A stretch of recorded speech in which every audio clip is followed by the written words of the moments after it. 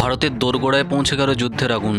কোচি বন্দরে আশ্রয় নিল ইরানি যুদ্ধজাহাজ আইরিস লাভান। ইরানি নৌবাহিনীর জাহাজ আইরিস লাভান বর্তমানে ভারতের কোচি বন্দরে ডক করেছে। ভারত সরকার জানিয়েছে, যান্ত্রিক ত্রুটির কারণে জাহাজটি জরুরি আশ্রয়ের আবেদন করেছিল। গত 1 মার্চ ভারত সরকার এই ডকিংয়ের অনুমতি দেয়। 4 মার্চ জাহাজটি বন্দরে পৌঁছায়। বর্তমানে 183 জন ইরানি নাবিককে কোচিতে নিরাপদ আশ্রয়ে রাখা হয়েছে। শ্রীলঙ্কার গালে উপকূল থেকে প্রায় 20 নটিক্যাল মাইল দূরে মার্কিন সাবমেরিনের টর্পেডো হামলায় ইরানি রণতরী আইরিস ডেনা গত বুধবার ডুবে গেছে। এতে অন্তত 87 জন নাবিক নিহত হয়েছেন এবং 32 জনকে জীবিত উদ্ধার করেছে শ্রীলঙ্কার নৌবাহিনী। ইরানের তৃতীয় একটি জাহাজ হলো আইরিস বুশেয়ার, বর্তমানে শ্রীলঙ্কা ত্রিনকমালি বন্দরে অবস্থান করছে। এই জাহাজটিও ইঞ্জিন বিকল হওয়ার কথা বলে শ্রীলঙ্কার কাছে আশ্রয় চেয়েছিল। মানবিক কারণে শ্রীলঙ্কা জাহাজটিকে ডক করার অনুমতি দিয়েছে এবং 208 জন নাবিককে সরিয়ে নেওয়া হয়েছে।